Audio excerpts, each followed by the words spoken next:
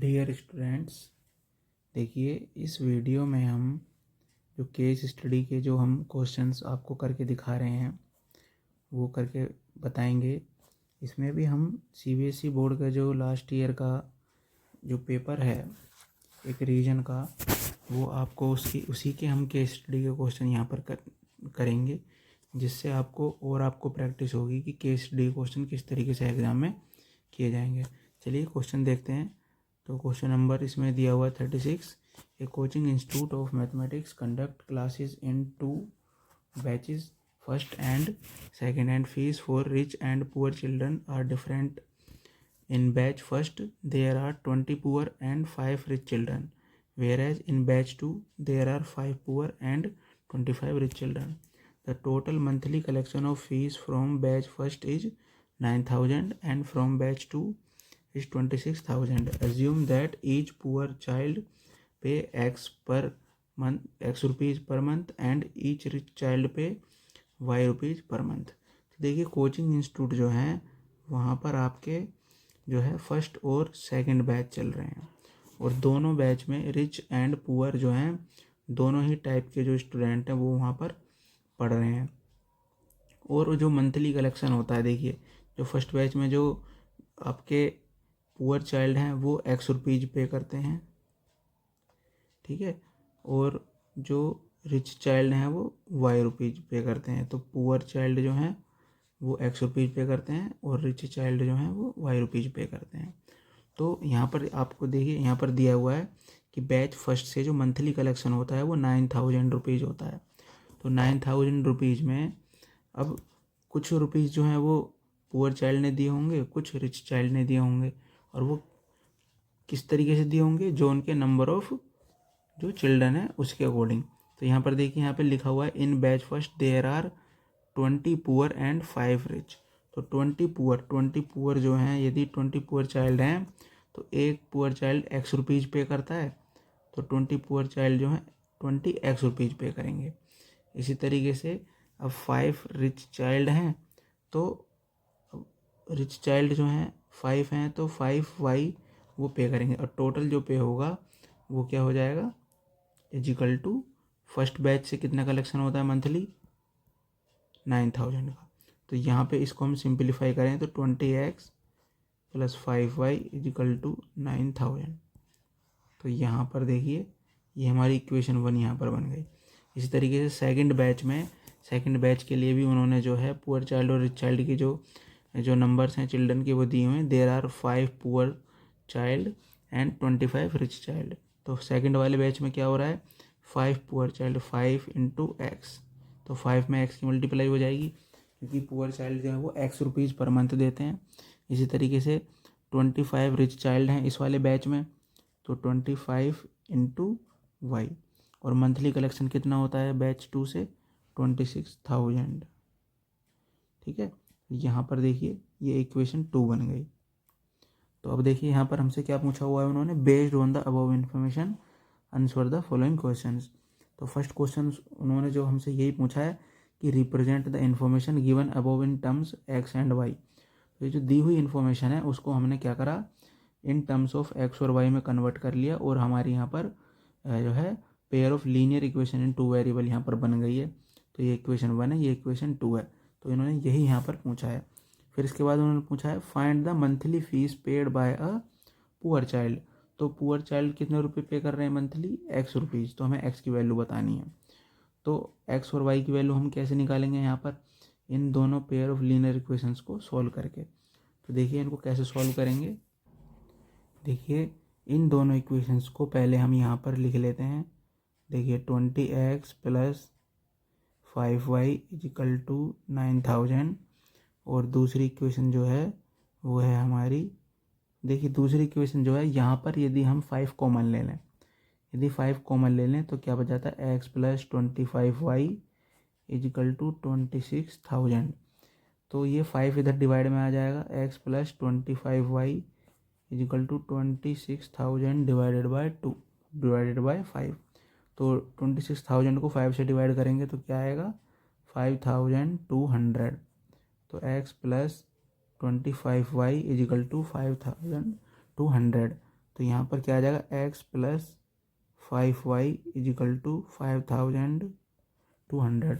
इस तरीके से हमने यहाँ पर इसको कन्वर्ट कर लिया। देखिए ऐसा हमने क्यों करा, क्योंकि इक्वेशन 1 में जो y का कोफिशिएंट है वो 5 है और यहाँ पे y का कोफिशिएंट 25 है। तो यदि हम 5 कॉमन लेकर उसको जो है राइट हैंड साइड में ले जाते हैं तो यहाँ पर y का जो कोफिशिएंट है वो देखिए दोनों के y का कोफिशिएंट यहाँ पर क्या हो गया, सेम हो गया।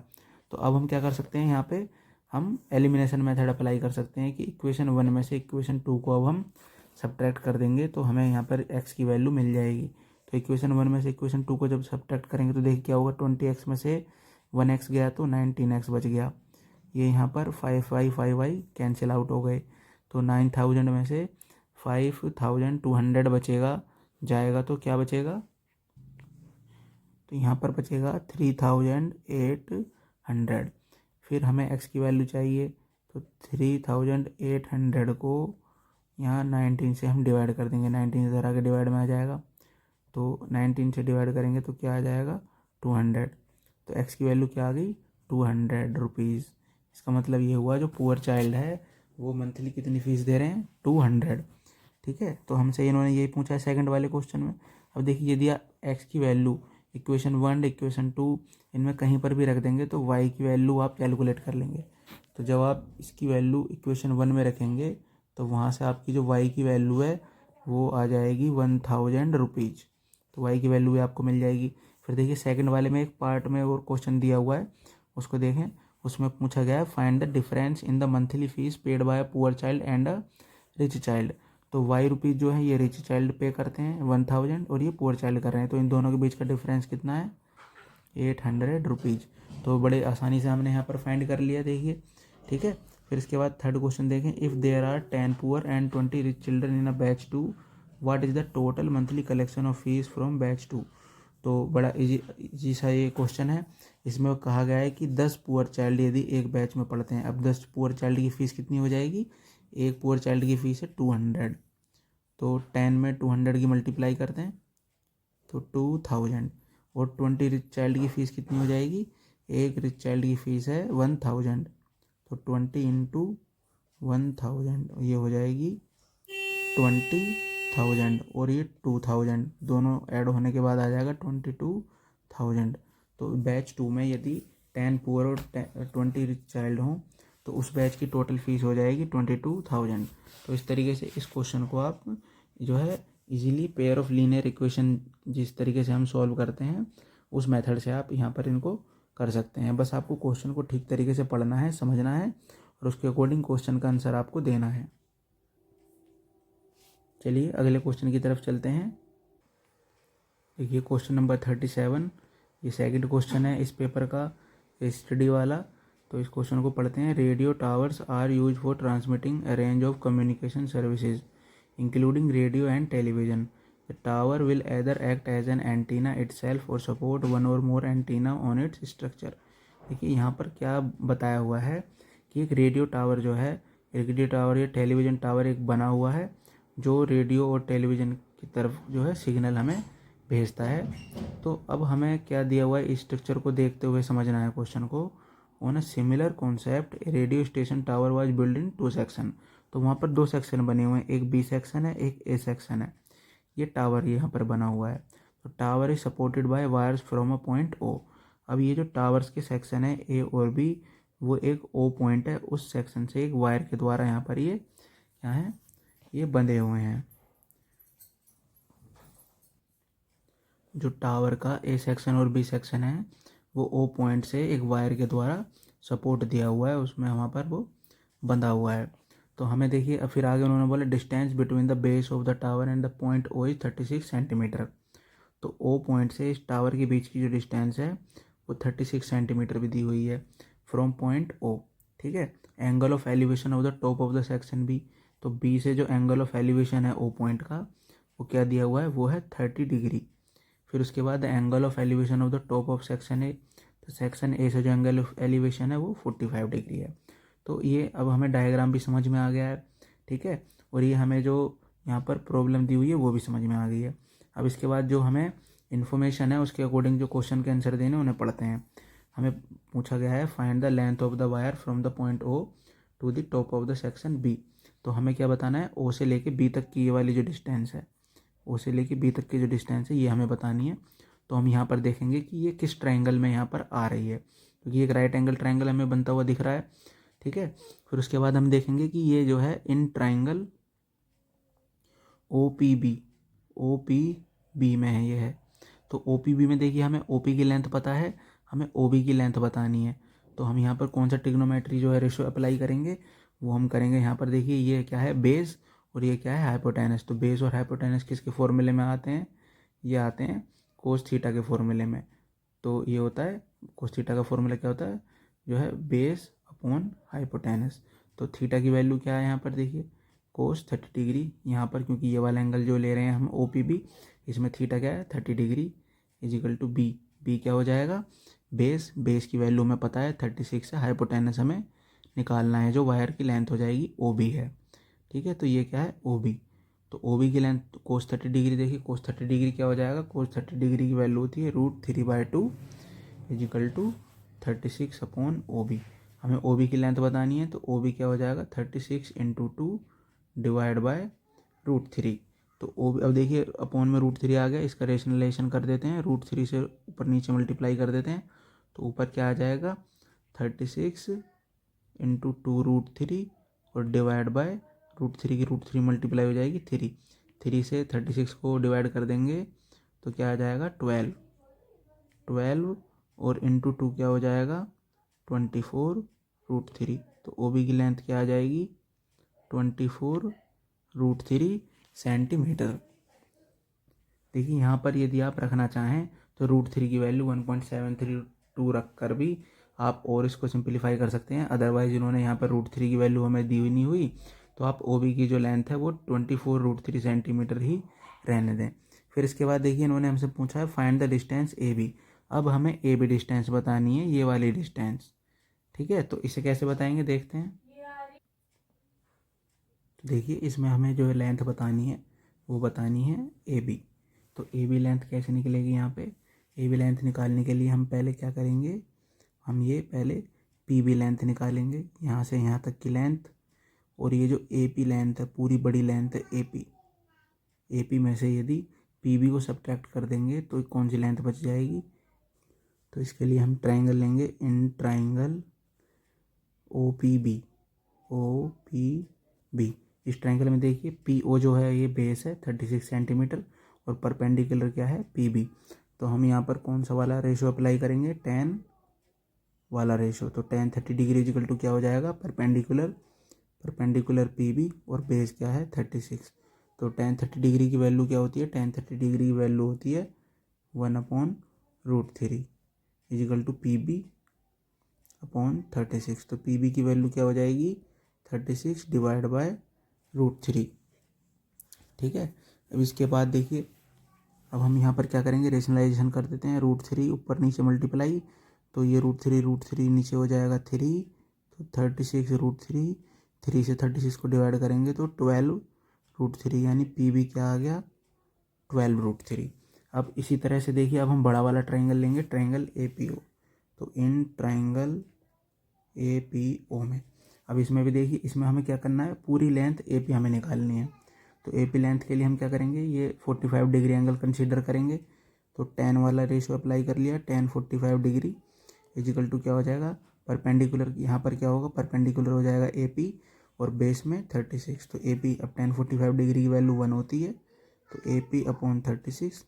तो ए पी की लेंथ क्या हो जाएगी 36 सेंटीमीटर। अब इसी तरीके से देखिए हमसे इन्होंने क्या पूछा है, हमें लेंथ ए बी बतानी है। तो ए बी जो लेंथ होगी वो ए पी जो बड़ी वाली लेंथ है उसमें से यदि हम पी बी लेंथ को सब्ट्रैक्ट कर दें तो हमें ए बी मिल जाएगी। तो ए पी लेंथ हमारी क्या है 36 सेंटीमीटर, ठीक है। और पी बी क्या है, हमने यहाँ पे निकाला था, देखिए पी बी है 12√3 सेंटीमीटर।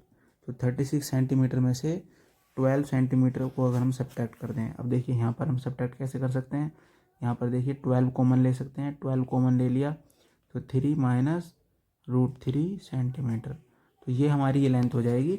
अभी आप यदि यहाँ पर चाहें तो √3 की वैल्यू रख सकते हैं, यदि √3 की वैल्यू आपको क्वेश्चन में नहीं दी हुई तो आप केवल इतना भी छोड़ सकते हैं, यहाँ पर ये जो लेंथ है ये ए बी की लेंथ हो जाएगी।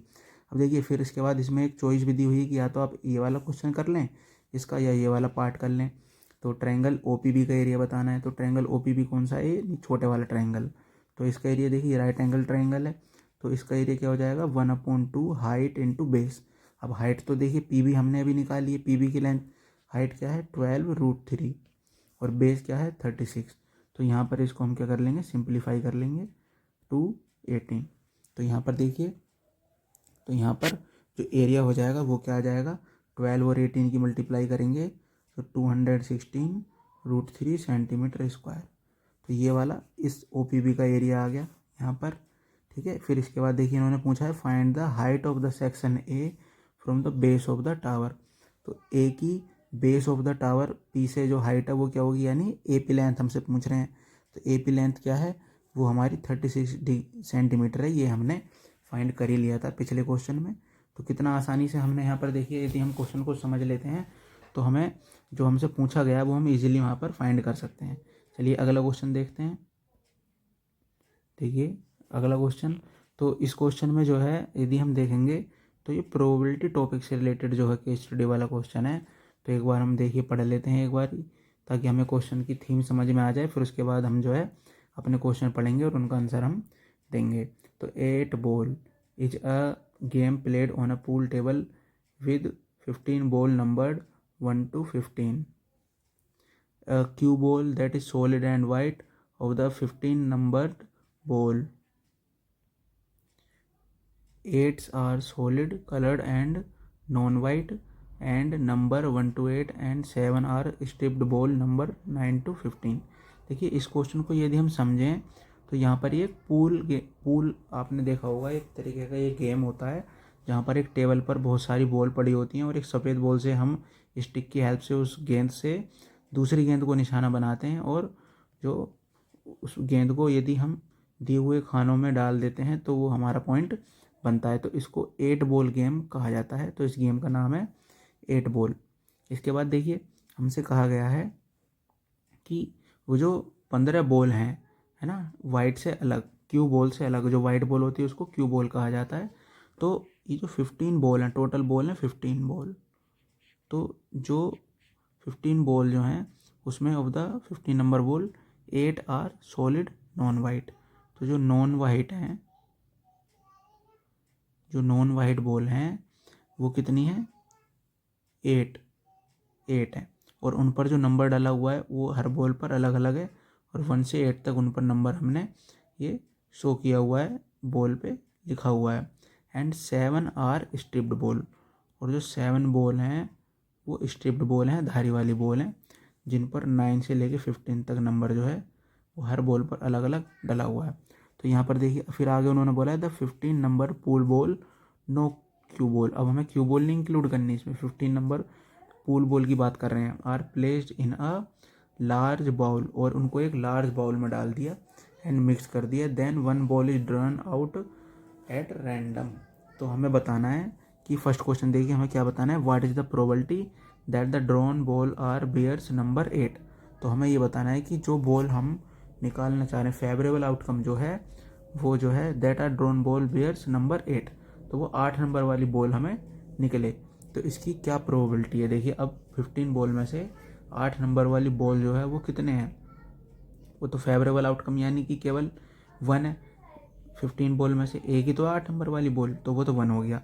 और नीचे टोटल ऑल पॉसिबल आउटकम कितने हैं, टोटल बॉल कितनी है 15, तो इसका आंसर क्या हो जाएगा 1/15। ठीक है। फिर इसके बाद देखिए अगला क्वेश्चन पूछा what is the probability that the drawn ball bears on an even number. तो अब हमें देखना है कि एक बॉल यदि हमें कोई निकालनी है तो उसके क्या उस बॉल पर इवन नंबर लिखे होने की प्रोबेबिलिटी हमें बतानी है। तो देखिए 1 से 15 तक इवन नंबर कौन कौन से होते हैं, 2, 4, 6, 8, 10, 12, 14। तो टोटल कितने नंबर हो गए, तो कितनी बॉल हो गई 1, 2, 3, 4, 5, 6, 7। तो इसकी प्रोबेबिलिटी क्या हो जाएगी 7/15। तो इसकी प्रोबेबिलिटी होगी 7/15। 7 क्या है, फेवरेबल बॉल होगी, फेवरेबल आउटकम, और नीचे डिनोमिनेटर में जो है यहाँ पर क्या आ जाता है, टोटल ऑल पॉसिबल आउटकम। ठीक है। फिर देखिए इसमें चॉइस भी यहाँ पर दी हुई है कि हम या तो ये क्वेश्चन कर सकते हैं या ये साथ में नीचे वाला कर सकते हैं। What is the probability that the draw ball are bears a number which is a multiple of 3। तो 3 के 1 से 15 तक 3 वाले मल्टीपल कौन कौन से हैं? 3, 6, 9, 12 और 15।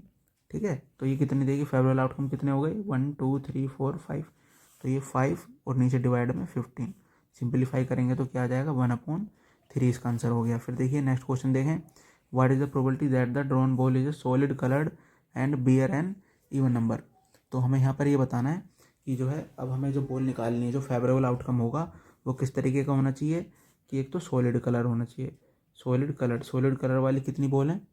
देखिए 8, ठीक है ना।